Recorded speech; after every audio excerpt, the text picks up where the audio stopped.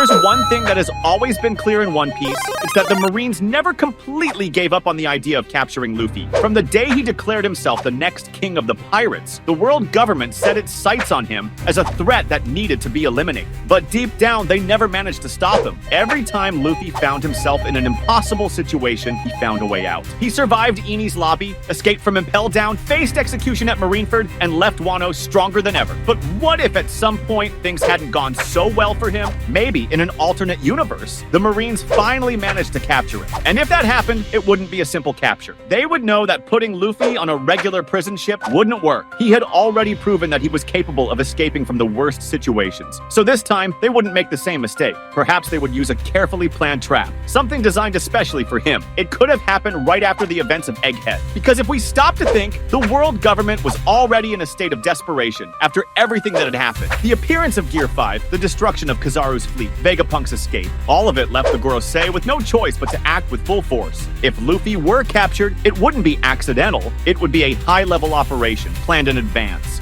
What could have happened is that after the fight against Saturn and Kizaru, Luffy was exhausted. He had already pushed his body beyond its limits multiple times, and even someone like him has moments of vulnerability. And that's when the Marines would take advantage. As the Straw Hat ship tried to escape from Egghead, a fleet of Marine ships could have surrounded the Thousand Sunny from all sides. Maybe Akainu was leading the attack personally, or perhaps it was someone new, someone the fans had yet to meet. But one thing was certain, Luffy was surrounded. This time, the Marines wouldn't make the mistake of underestimating him. They would have a plan to deal with Gear 5, some technology developed by the SSG, maybe a new type of sea stone cuffs that drain energy more efficiently. Perhaps Vegapunk had developed something before being captured, and the world government took advantage of it. The Straw Hats would fight with everything they had. Zoro and Sanji would cut through the enemy ships. Jinbei would try to maneuver the Sunny out of the blockade, but the fleet was too large. The Marines had already learned that the only way to deal with Luffy was to separate him from his crew. So, in the middle of the chaos, one of the admirals perhaps, Kizaru, still resentful over his defeat, would use his speed to reach Luffy before he could react. Luffy would try to fight back, but his body wouldn't respond the way he wanted. After so much effort, he wouldn't be able to activate Gear 5 again. The last thing his friends would see was a flash of light and Luffy disappearing from their grasp. And so, for the first time since Marineford, Monkey D. Luffy was in the hands of the Marines. This time, however, the situation was different. He was no longer a rookie pirate defying the world order. He was one of the most dangerous men in the world, the one who carried the will of Nika. The Marines knew that if Luffy escaped again, there would be no more chances to capture him. So instead of taking him to Impel Down, where he had already caused chaos before, they had another destination in mind. What few might have imagined was that Luffy wouldn't be taken to a simple prison. He would be transported to Marijoa, to a place even more secret than any regular prison. Because this time, the Gorosei wanted to deal with him personally. Meanwhile, the Straw Hats were devastated. They had never lost Luffy like this before. Even in the worst situations, they always believed that somehow he would find a way back. But now, he wasn't there. He wasn't just missing. He had been taken to the heart of the enemy. The news of Luffy's capture spread quickly across the world. The Marines made sure to announce their victory, not just to other pirates, but to everyone who believed in Luffy's name. They wanted the world to know that the man who claimed to be the next king of the pirates had been defeated. What they didn't realize, however, was that this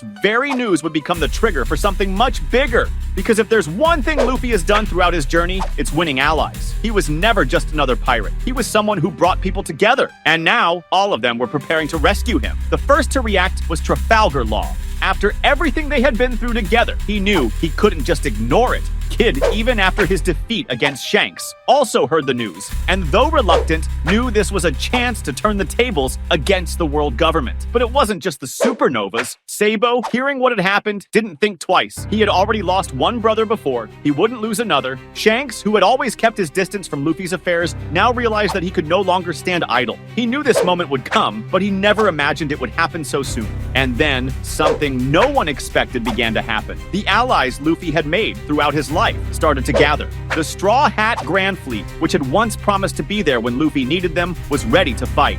But that wasn't all. Because when the news reached Wano, Momonosuke and the Red Scabbards knew they couldn't ignore it. Yamato, who had decided to explore the world, knew that there was no more time for adventures. It was time to act. Dragon, upon hearing about the capture of his son, finally made his move. The revolution could no longer wait. And so, something that no one in the world government had ever anticipated began to form. An alliance alliance of unimaginable proportions, uniting revolutionaries, pirates, and even former enemies with a single goal: rescue Monkey D. Luffy. They didn't know exactly where he was, but if there was a place the world government would take someone like him, it could only be Marijoa. And if that were the case, then this wouldn't just be a rescue mission, it would be something much bigger. The world was about to change again. Marijoa had never been invaded, at least not successfully. The world government always prided itself on keeping the holy city impregnable above all other places in the world. It was the heart of power, the throne of the celestial dragons, where the most important decisions were made in secret. But now, one name echoed through its halls: Monkey D. Luffy. Luffy didn't know exactly where he was. All he knew was that the room where they kept him was cold, dark, and covered by kairoseki walls. He felt his powers drained, his body heavy, but that didn't stop him from laughing. The guards looked at him with contempt. No prisoner behaved like this. None of them smiled after being captured. But Luffy, even in captivity, was still Luffy. "Hey, do you think this will hold me?" he asked with a lazy grin. None of the guards responded. But the truth was, even they knew this prison wouldn't last forever. Because what they didn't know, but Luffy could feel, was that something was coming. He couldn't explain how, but since Awakening Gear 5, he had started to feel things that once seemed impossible. It was as if the entire world was connected in a way he had never noticed before. And now, even imprisoned, he could feel it. They were coming. And somewhere inside Marijoa, another presence stirred.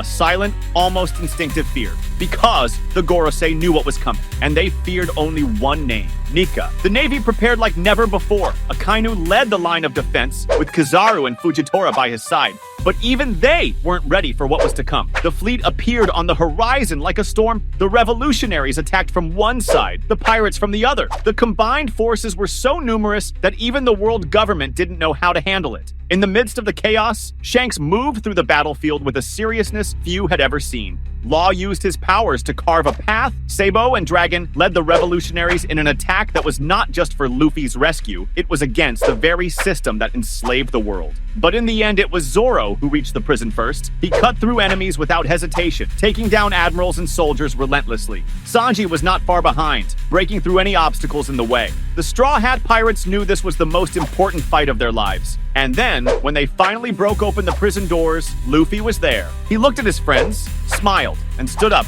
"Well, you guys took your time. The true Nika. The battle didn't end with the rescue, because when Luffy stepped out of that cell, something changed. Something the Gorosei had feared for a long time. Gear 5 awakened again. But this time, it wasn't just a transformation. It was as if the very sky trembled at the sight of Luffy rising. The Gorosei, for the first time, hesitated, because standing before them wasn't just a pirate. It was Nika. And the moment he smiled, they knew they had made a mistake, because Luffy wasn't there to escape. He was there to change the world. That was today's content. We hope you liked it and want to share your opinion on the subject. Don't forget to share the video, give it a thumbs up, and I'll see you in the next video. Take care and stay amazing.